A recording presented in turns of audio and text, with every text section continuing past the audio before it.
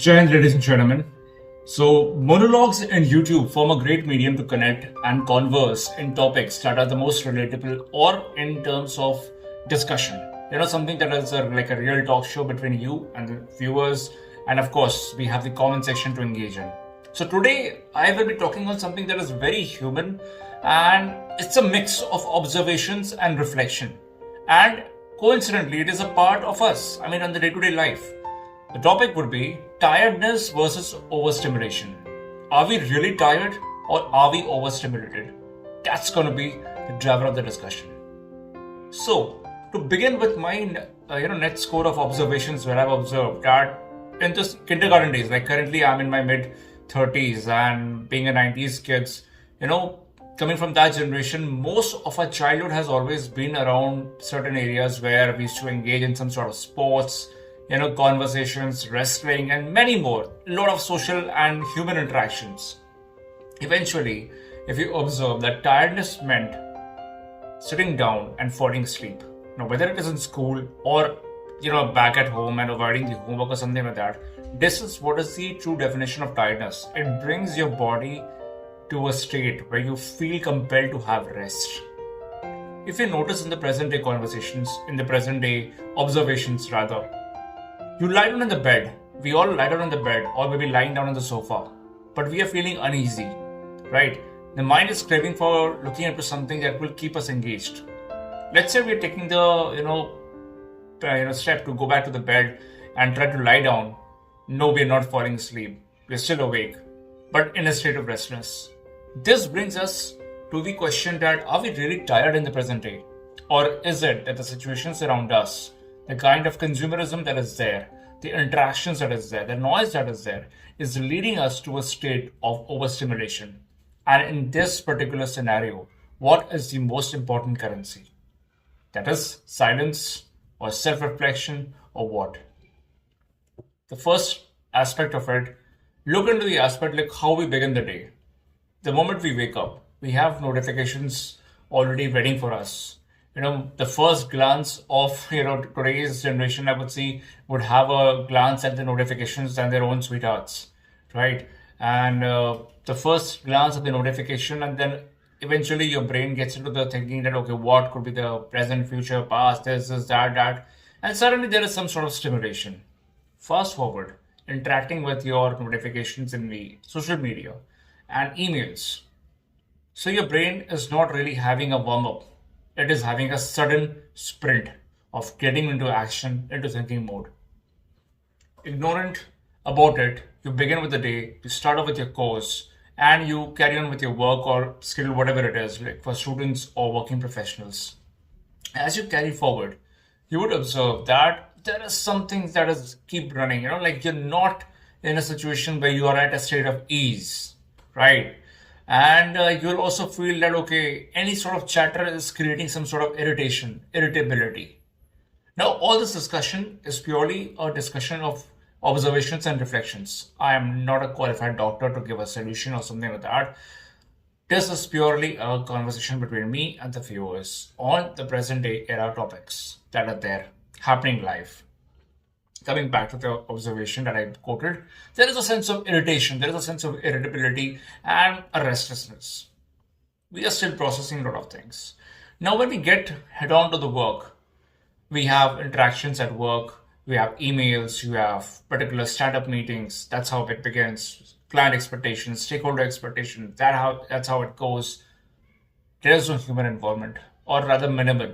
We are present, but we are not fully present. The race between having a school of thought and articulating it into form of action has a gap. The gap of intent over here is to prove that who is right, who is wrong, rather than what is right and what is wrong. Do you agree to that? I'm sure there will be a balanced score of both agreements and disagreements. But of course, this is there. Moving forward, when you come up back to your work, your residence from your workplace, the recovery part. We are all evolving in high pressure environments, correct? We are all evolving in high pressure environments, but we are all trying to recover in high noise environments too. This is also true. We are not letting silence be a part of the life.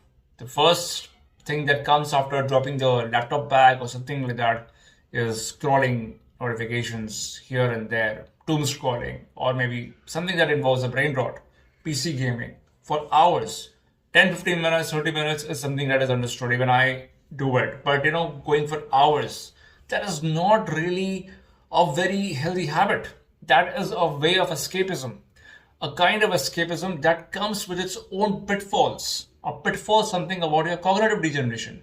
Do you find it easier now to remember something and recall?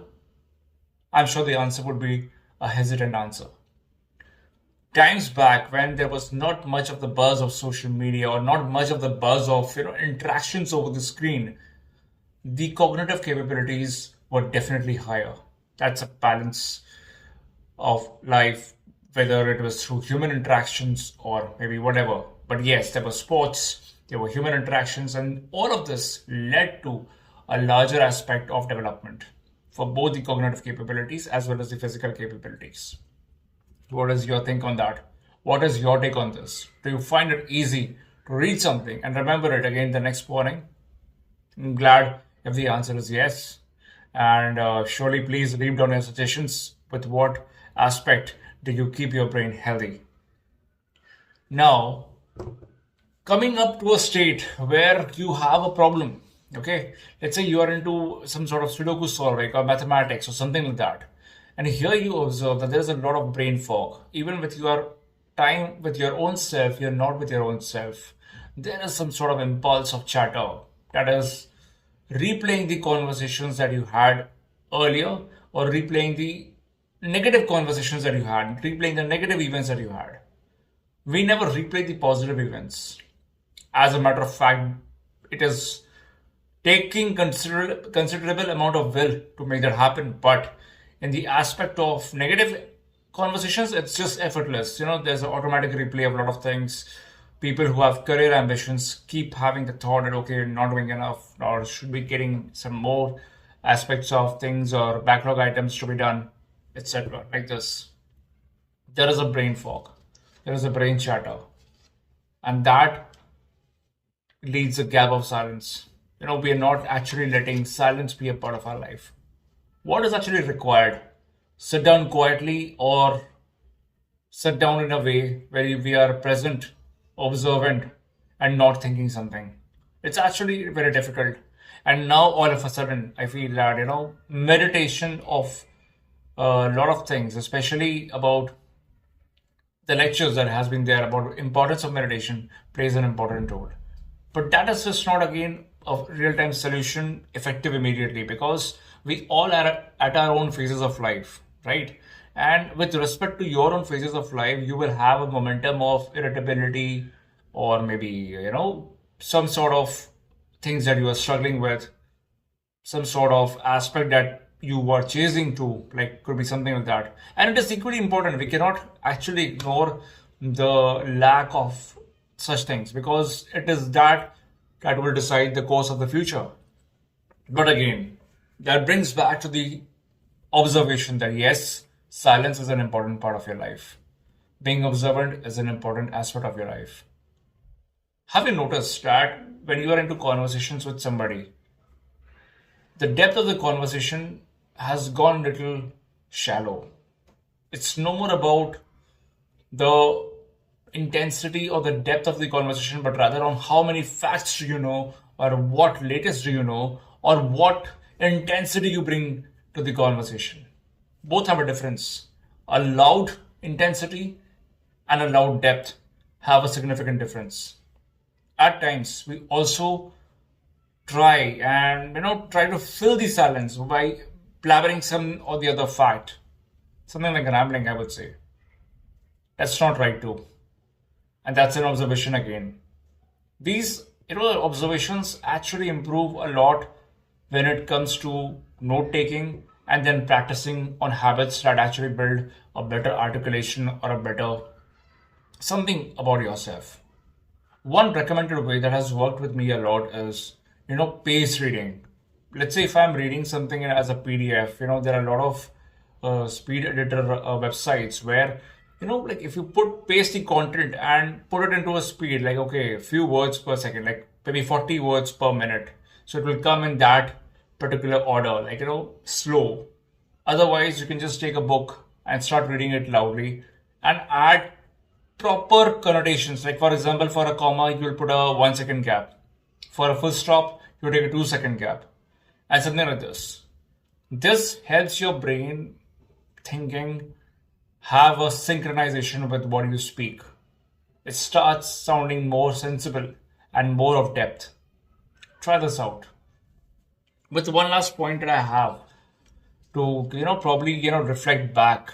And of course, I was making these general points. So yes, I do have the notes. So it's not surprising that I'm not speaking impromptu, but yeah, this is just a part of the note-taking aspect on a late evening. One aspect that I have is becoming tired these days is actually a matter of luck. If you're having the physical intensity of work, if you're actually having that mental intensity you're putting into some sort of task with a lot of depth, with a lot of focus, it is actually rewarding.